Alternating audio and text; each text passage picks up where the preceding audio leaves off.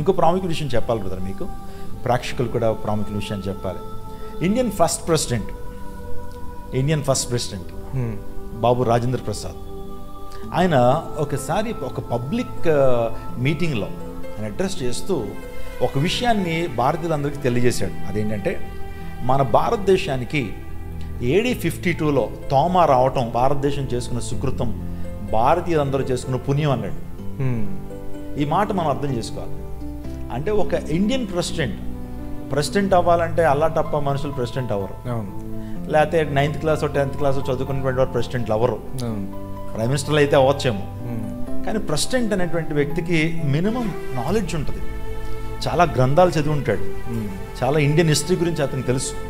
అందులో బట్టి ఆ వ్యక్తి ప్రస్తావించాడు, తోమా అనేటువంటి వ్యక్తి క్రైస్ట్ డిసైపుల్ అపోజల్ భారతదేశానికి వచ్చాడు, ఆయన రావటం మన భారతదేశం చేసుకున్నటువంటి అదృష్టం అన్నాడు.